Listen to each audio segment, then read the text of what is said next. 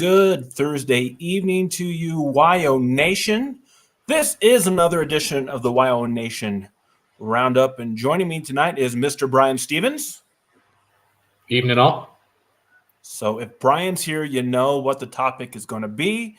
It is going to be talking about heavy round ball, as the Wyoming Cowboys have just finished up their first regular season under head coach Sundance Wicks. So we're going to look at the team, we're going to look at some stats, we're going to look at the tournament, and then we're going to look towards the future, because that's something that we probably need to do to keep ourselves sane and grounded. Is that not right, Bryan? That is correct. I mean, this season didn't go the way any of us wanted it to, but it did go the way that we expected it to. It was predictable. Yeah, I was going to say, it doesn't seem like long ago you and I were doing the season preview, and we were basically like, yep, this is going to be a rough ride. And I guess our best case scenario was to match last year. So how close did we get to doing that in your mind? Not especially. Last year we were a game under 500. This year we are 12-19. So yeah. It didn't go the way that anybody wanted to. But for Sonny building out a roster with 2 weeks left in the recruiting cycle, I'm not going to be mad about it. We'll get into, what's the roster breakdown look like for next year? What do we look like in the tournament? And kind of what are our thoughts on the first year? But yeah, there's a lot of good to take away from this season, even with the disappointing results. Yep. No, that's a good, kind of a snapshot of what we'll look into. And before we do that, I want to thank all of you for viewing on X/Twitter and on YouTube. We get a lot more chats during football season. But if you have any thoughts on the basketball team, head on over to the YouTube. That is the best place to do it. YouTube.com/WyoNation, and the chat box will be there. We'll take your questions live on air. You can do the same thing on Twitter. It's just a little harder. And then while you're there, like and subscribe. As I know, we're like pretty much the only people on the interwebs doing this type of stuff on YouTube covering Wyoming athletics. And we're glad to be here. We're glad you guys tune in. It's fun for us. Like, we don't get paid for this. This is something we do because we enjoy doing it. And we're exactly you all tune in so we can continue. We're going to have these conversations anyway, so we just as well film ourselves and make ourselves look stupid while doing it. You should see our group chat, guys. It's insane. Yes. So, all right. Let's just get the standings up really quick. We'll start there. And I might blow this up a little. It's kind of an eyesore here. But I guess as we look at these standings, that's even the wrong one. Hold on. I got too many dang tabs. Yeah, you're on stats. There we go. There's our standings. It's hard to figure out because it doesn't order them the right way, and you can't name them, which I wish you could do. So I guess as I get this, actually that's pretty big. Good. As we look at the Mountain West as a whole, what really stands out to you? New Mexico going 16-3 in Mountain West play. Did that kind of surprise you? Because I think it kind of surprised me. Not at all. Richard Pitino is a hello coach.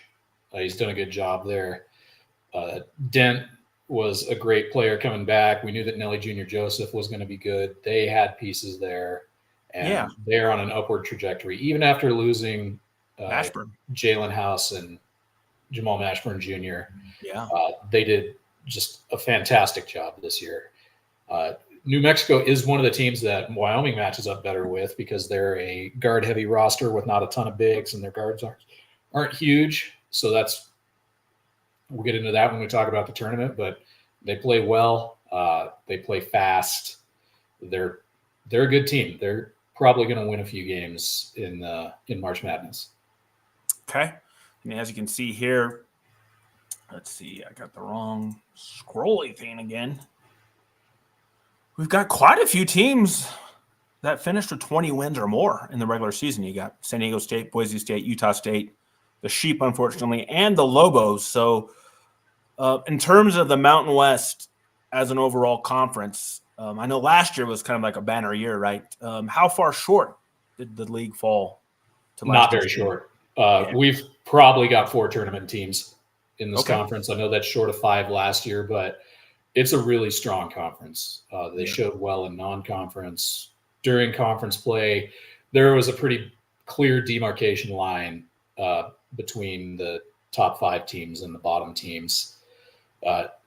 San Diego State was a bit of a surprise. We thought that they would be better. They turn a bunch over every year, but Brian Dutcher's a really good coach, and they've got some good talent, but they just got bit a few times. UNLV was surprising, doing as well as they did this year.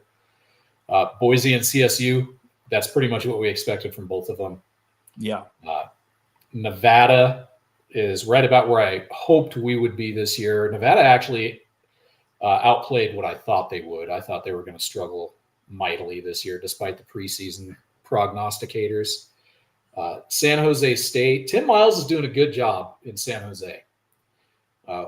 We all know Tim Miles from the CSU days. He had a couple of rough years in San Jose to get started, but he's built a really good roster on the backs of a bunch of transfers from other Mountain West teams. You've got your Donovan Yaps, you've got Xavier Ducell, who's on his 3rd stop in the Mountain West. It's pretty impressive what they're able to do. And then, we're kind of the bottom of the middle in Laramie, and then Fresno and Air Force just had dreadful seasons. I don't know what happened in Fresno. They had the gambling thing that probably didn't help. Yeah. Air Force, this happens to Air Force once every few years, where they just graduated a bunch, and the academy doesn't get transfers. They transfer out after their sophomore year, but they don't get transfers in. Yeah. So, and they lost, Petratus and their other big scorer last year. So we knew it was going to be a hard year for Air Force. All right. So there are the standings if you're not familiar with them. So I guess you can kind of guide us to what that means for the Mountain West tournament, which will be kicking off in Vegas. Yeah, so what that means in the Mountain West tournament will be up on the screen here in a hot second. Okay. He's loading it up, and I think I still have to click it to get it up there once you load it. Which we found out that fellow co-hosts can get things going as well. And we're efforting. Maybe if Chad decides he wants to show what we're doing here. Oh, sorry, I was waiting for it somewhere else. That is my bad. I thought it was So here's what the bracket looks like. As usual, Wyoming is in the 8-9 game at the beginning, and it's okay. Well, San Jose is one of the teams we match up against the worst. Okay. They've got big guards that are able to drive the lane. We don't have a ton of post presence. Our guards are not as big as we would like them to be. We got some smaller guys that are playing outside for us, so they're a struggle for us.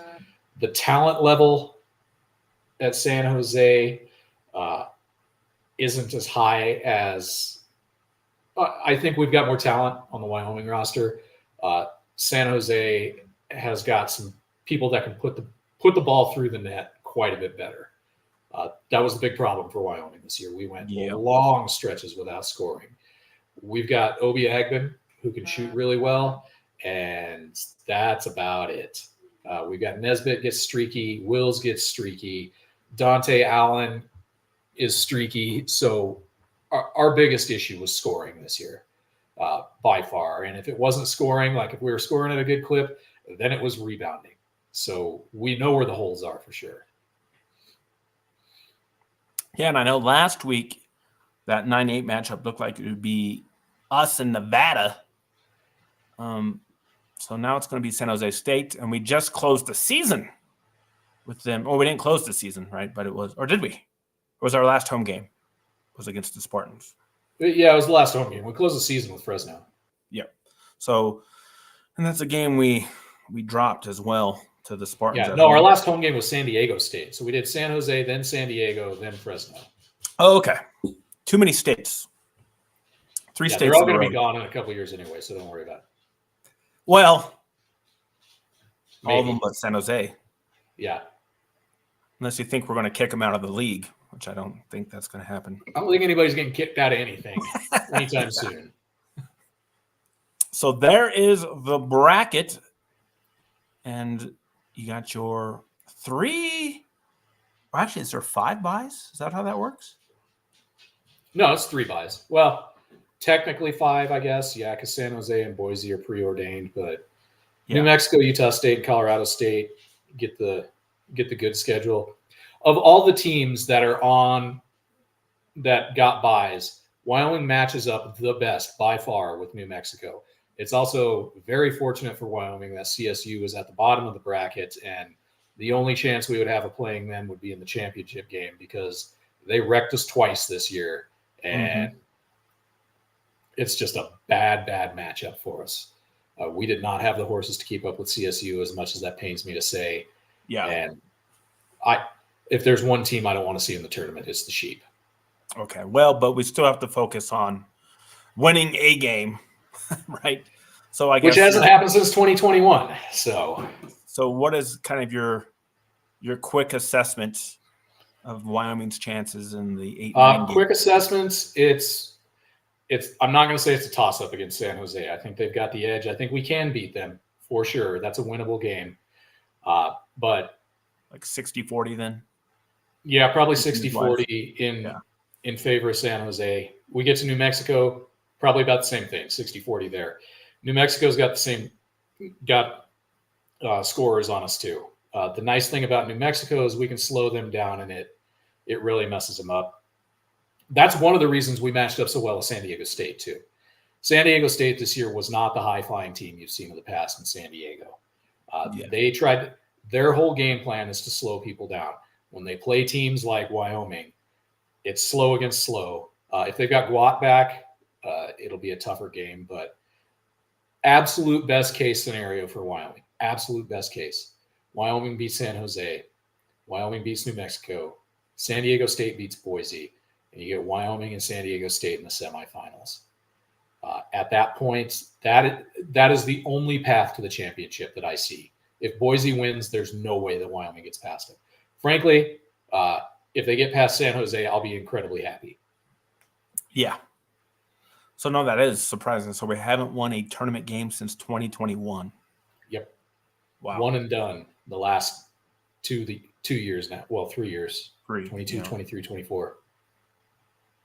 All right. Well, hopefully that doesn't happen. But there is your path to the championship game and the auto bid into the tournament.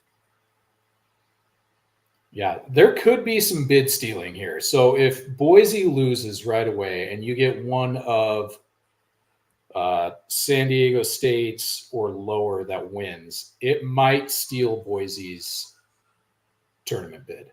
I think New Mexico's a lock. I think Utah State's a lock. CSU is a bit of a bubble team, but they've played well enough down the stretch that I think they're in. As of right now, Boise's in. Boise has to beat San Diego State to really solidify their spot in the tournament. Okay. I believe New Mexico State's in for sure. The only chance in hell that any of the teams playing on Wednesday next week is they have to win the tournament. That's the only way they're going to make it. No doubt. No doubt for sure. So there is your bracket. And for those of you who are going to Vegas, enjoy yourselves. You're going, of course. And the women's team is obviously in a much better spot than the men's team. Yeah. I would expect to see the women's team in the championship game. A rematch against UNLV would be great. That game last night was incredible. If you didn't get a chance to watch it, make sure you watch the girls play. Allison Fertig, Douglas's own Allison Fertig, is dominant in the post for the girls. They've got, Malema's a really good player.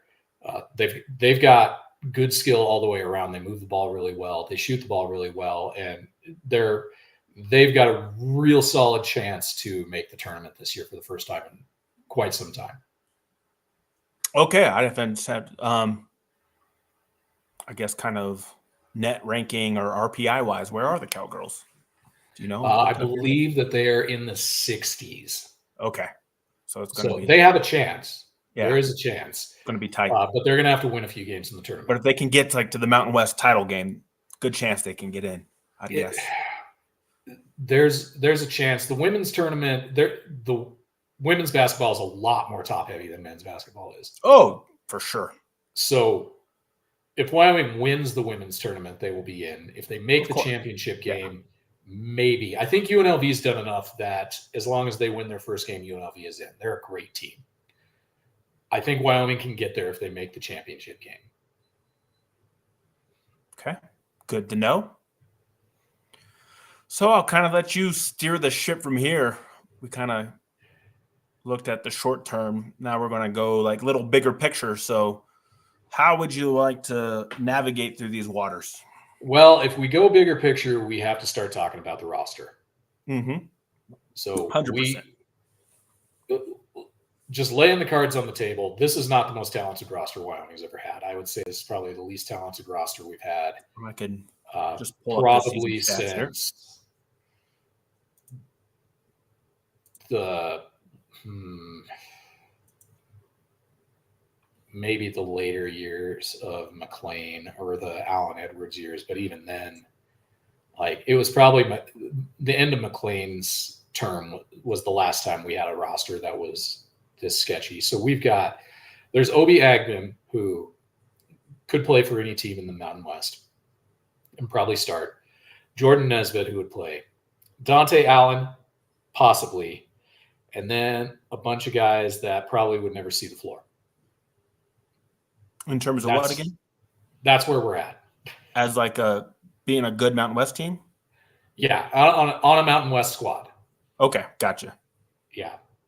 So if we're looking at the roster construction this year, we're losing a lot of players. We're losing Jordan Nesbitt, Dante Allen, Cole Henry, Toko Tynamo, and then there's the possibility of losing Obi Agnew and Kobe Newton.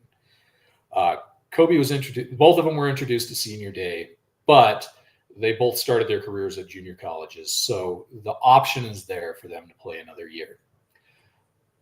I don't know if we see Kobe Newton back in Laramie. In fact, I would be kind of surprised if we did. I also don't know if we see Obi Agnew back in Laramie, and that's not because we don't want him here. I think Obi will command some NIL money. Now, I don't think Obi is going to command a ton of NIL money. I don't think Obi is the number one player for a lot of teams. I think he's a really good number two player, but he is absolutely running the show in Laramie, and I don't think he's going to have the spotlight on him anywhere else like he does here. Yeah, I guess it just depends. And I think we'll probably hear something pretty quickly after Wyoming's eliminated from the tournament on what his future is. Right now, I haven't heard anything. It's been dead quiet. But he has moved around a lot. Did say in a press conference a while back, he was asked by, I think it was by Cody Tucker, if Obi was going to be back. And he said, I'm not sure if we're going to be able to afford him. Yeah. That may still be the case. But look at it this way. With the players we've got coming back, we could have a pretty good starting lineup. You got AJ Wills, who was hit and miss during the season, but has a lot of room to grow. AJ Wills at the point, Obi at the 2, Belich at the 3. He could be back next year. Magasa at the 4, and Scotty Abube at the 5. Now that is assuming all those guys come back, but that would be a pretty good foundation. A big assumption, I'd say too, perhaps. Yeah, Scotty's been suspended several times this year. It wouldn't surprise me to see him leave. It wouldn't surprise me to see him stay. I'd like to see him stay. I think that Scotty is by far the best pure post player we have. He's good at defense. He's good on offense. He's got quick hands. He's good position for rebounding. The problem is he can't keep his quick hands to himself, and sometimes he fouls out before the national anthem is done. Yeah. Magasa has shown flashes all year. He's probably the best rebounder on the team, and he's done a really good job at it. Magasa and Wills are kind of wild cards, but those are guys that if they stick around, they're probably going to be in the starting lineup next year. Yeah, and I think they both are kind of the players that you can develop at a Mountain West school into, good, solid Mountain West players for sure. Yeah. And Magassa, I think, probably has a higher ceiling than that, perhaps. Yeah. From everything we've heard, Magassa would have played at St. Louis last year. It was an eligibility issue. It was like a credit short. It didn't transfer over correctly. Something weird was happening. But Magassa's a guy that he fits in really well in Laramie. He's the guy that every time you go to the gym, if you're in Laramie, you stop by the AA and there's a player out shooting, running the ball return, it's Magassa. He's the guy that's out there constantly working on his game. So he's a guy that we'd like to have back. It was reported on the last Roaring Repeater podcast from 7220 Sports that Koyonet's probably not going to be back next year. Okay, that makes perfect sense. I mean, he's tall, and that's about it. Not to rip on the guy, but, I mean, obviously Linder was the guy who brought him in. That was a Linder move, Euroball. He was at Nebraska before. I've seen him play plenty. He's just not up to it. Yeah. I mean again, nothing against the guy. He's going to catch on college basketball. When a 7-footer's in the transfer portal, someone's going to sign him. Yeah, and he might be a good fit in, like, I don't know, the Big Sky or maybe the WAC, the Big West. Exactly. So he'll find a home. Yeah, and he could probably be more successful at those schools too, if we're being honest. But if you put Ola Koyonets against Guat, he's getting eaten up every time. Whereas if you put a Bube against him, it's an even matchup. So that's kind of a no-brainer. Yeah. So we've got some nice pieces coming in from freshmen. We talked about this last time. Sonny's recruiting against the likes of Brad Underwood and Sean Miller, Shaka Smart. He's out recruiting those guys, which we have never seen. Yeah. So right now we got 3 guys coming in. Yep. Right? The kid from Laramie, Summers. Yep. He's a project. He might not redshirt next year just because he's got the size to be a contributor, but he's a guy that if we get some transfer pieces in the post, he's probably the first one that's going to redshirt. Yeah, and then you got Gores, or is it just Gore? I always forget. Gavin Gore. Gore, not Gores. Gore, yes. He's big time.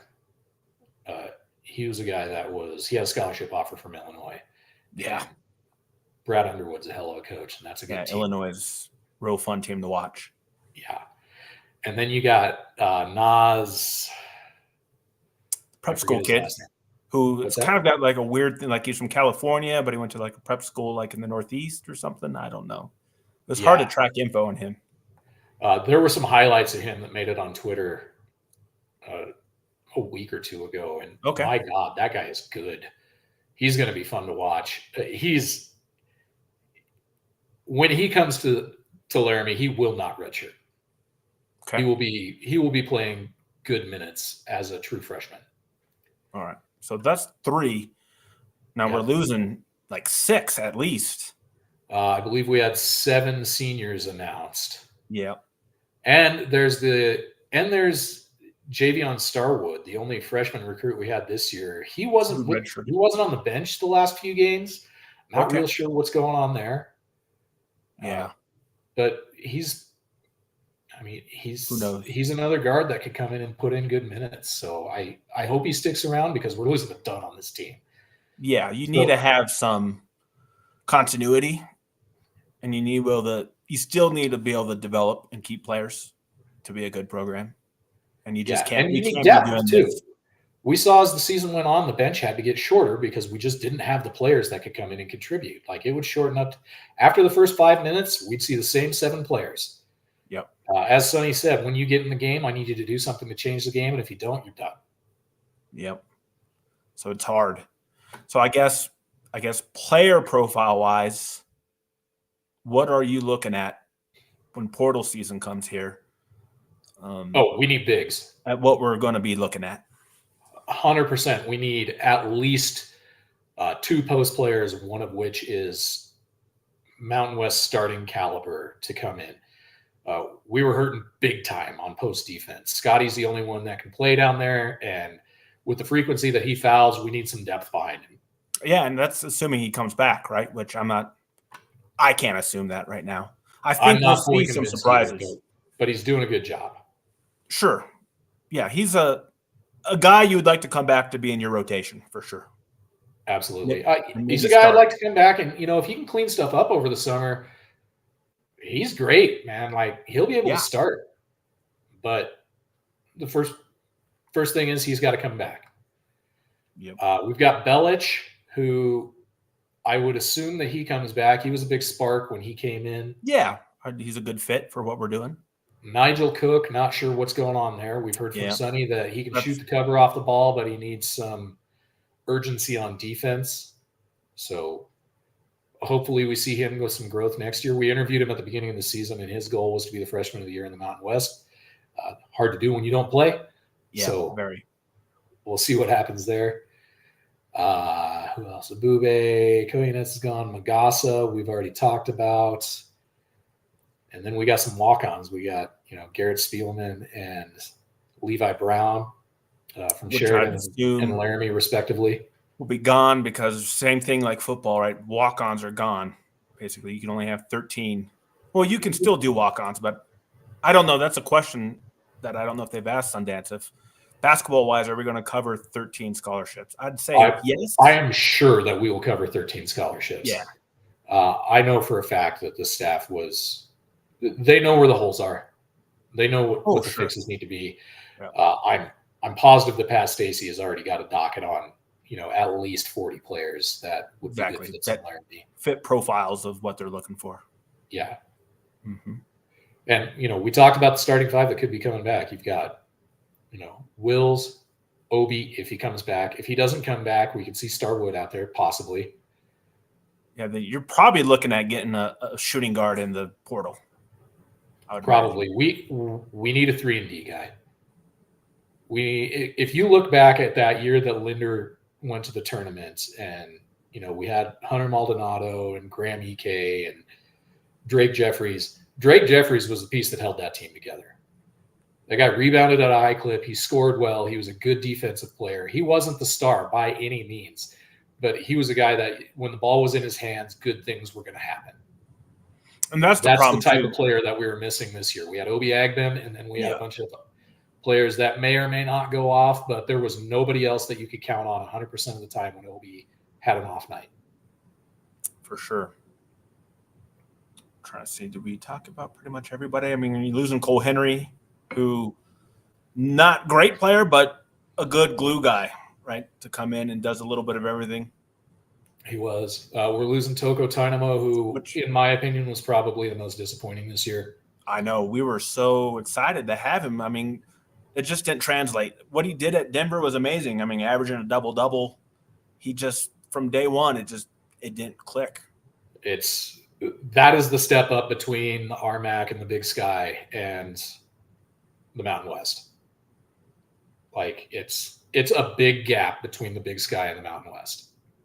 Yeah, Denver's they are in a weird conference. Are they in the Horizon or something crazy? No, I'm pretty sure they're in the Big Sky now. Or have they moved to the Big Sky, really? Yeah, I think they did a few years ago, if memory serves. Yeah, look that up. I thought they were like in one of those Midwest leagues. We're going to be wrong. But we'll do some live on-air research. Yeah, there you go. No, they're out of the Big Sky. They moved out of the Big Sky. That's right. So, yeah, I'm not sure where they're at, if I'm being honest. All right, here, I'll figure it out. Let's go Denver. I got it. News. Basketball. DU is in the Summit League. Summit, okay, that's what I thought. Yeah. And they're actually, their women's team's playing right now. Yeah, they were not. No, the men's team is. Anyway. Yeah, they're in the Summit League with like Omaha and South Dakota State and North Dakota State. Yeah. So, yeah. Again, same thing. It's a big step. Yeah, huge step up between. You're talking about whoever wins the Summit League tournament is going to be in the NCAA, and you've got 4 teams that are going to be in the Mountain West. That's a big difference. Yeah. So we'll see what happens. So I think we talked about pretty much every player. there's going to be some surprise transfers. A guy that we think is going to stick around and he's going to leave. And as you said a couple weeks ago, Bryan, that is the new world we live in. So you shrug your shoulders and just hope that we have the scouting mechanisms and the recruiting mechanisms in place. So with that, let's kind of transition. And we probably should have done this first, talking about the job Sundance Wicks has done. And I just want to lead it with the only real thing that I have to say, because I don't study this as hard as you. But, I mean, this season in terms of wins and losses may have not been what we wanted. But the number one thing to me of getting Wyoming basketball back to where we want it to be, to where the dome is packed and we're having a good time and we're winning games, is he's 100%. You cannot deny he is establishing a culture. Absolutely. And that was the thing we were missing under Jeff Linder. Yep.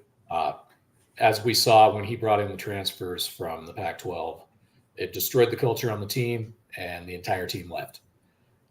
There is now a culture of players that like each other, that want to play for each other, that respect Sonny. And there have been quite a few players suspended for culture violations this year by being selfish, by not being a team player. I don't think Sonny is going to put up with that. I don't think he wants players that'll put up with that. It may take a few years to build that in Laramie, but I think it's going to get a big shot in the arm by having a full recruiting cycle this year where we're not picking through the leftovers in the transfer portal. He's been targeting guys already. Yeah, 100%. And I guess that's what I kind of mean is building his culture onto the team to whereas he's not going to take shortcuts. He's not going to change who he is. And it's going to be, here are our standards.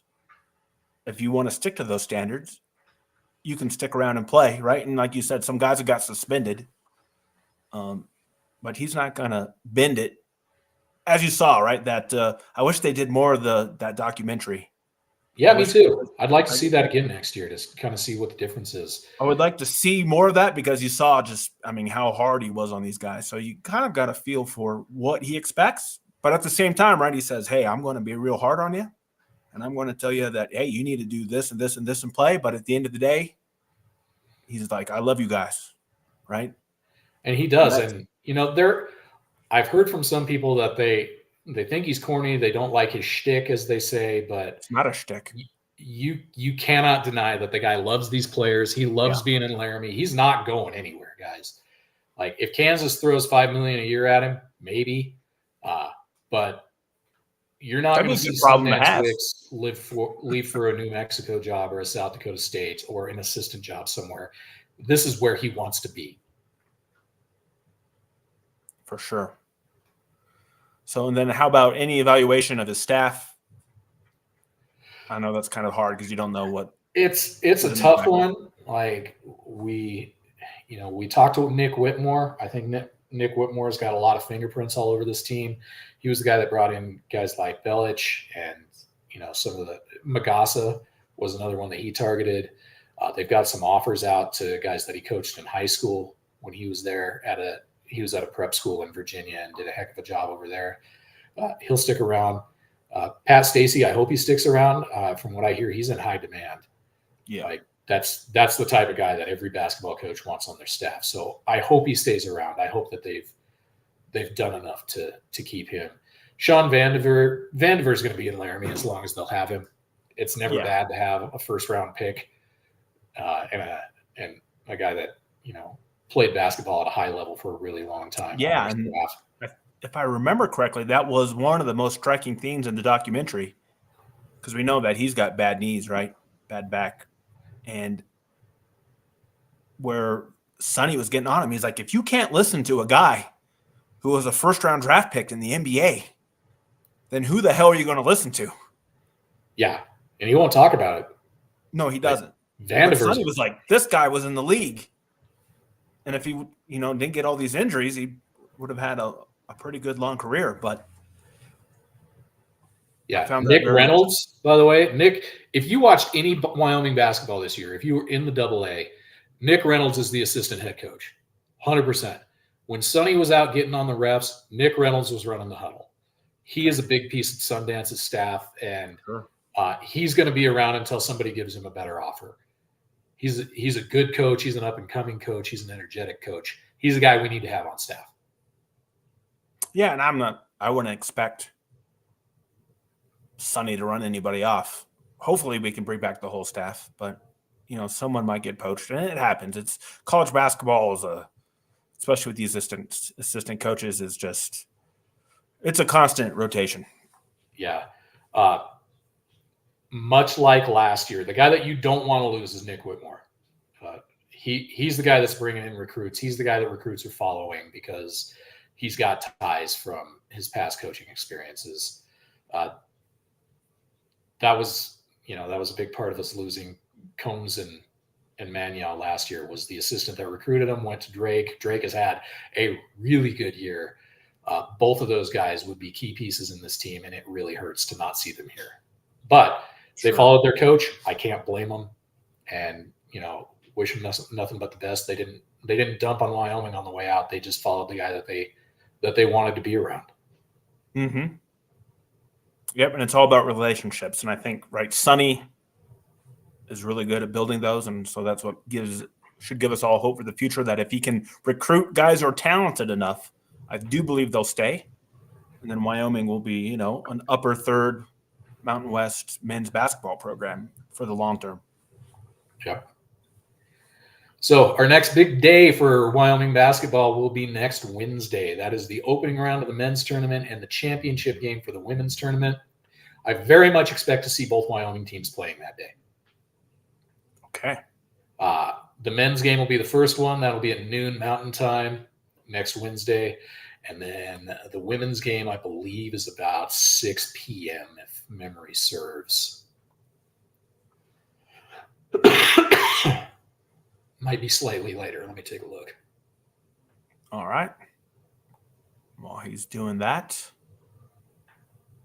let's see if there's anything else we want to hit here.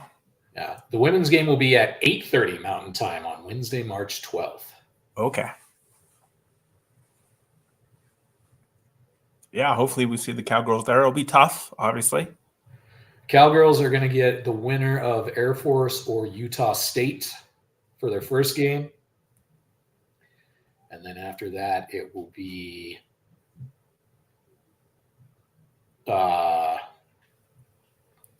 them against either CSU, Fresno State, or San Jose State. And I would be very surprised if we see anything or any teams other than UNLV and Wyoming in the championship game. They are head and shoulders better than every other team in the tournament. All right. And while we're doing that, I'm just going to, because I don't know, we're going to look at the spring college basketball portal schedule. So let's see what this looks like here. Looks like it's going to be a 30-day. No, that's according to the business. Okay. Oh, it's really short. Yeah. Wow. It's a month. Yeah. March 24th to April 22nd. Yeah. So that's the other date too, right? The portal will open up the 24th. Obviously, you'll know a good chunk of the players who are already in there. So you have just about a month of portal season, and we'll be here as the players roll in. We'll hop on and talk about them. Yeah. I mean, let's be honest. Portal season starts a week from tonight. Like, whoever the first teams bounced out of the Mountain West tournament are, you're going to start seeing. Oh, sure. And it's probably actually going to start tonight because we've seen conference tournaments start already. Yeah. You're going to see guys that are going to say, I appreciate this school. Thanks for having me, blah, blah, blah. But I'm entering the portal with X number of years left. And as with every year, there's going to be a lot of change. It's going to be entertaining to track. I will probably still track that on the board to show who's coming and going and where they're coming from. So basketball season pretty much stays going until the end of April. So at the very least, we hope that Wyoming has a good run in the tournament. If they lose Wednesday night, they lose Wednesday night. That'd be a bummer. But here's hoping that we see them playing on Thursday. Here's hoping we see the girls play on Wednesday night.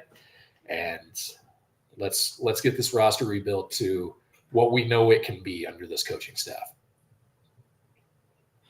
Yeah.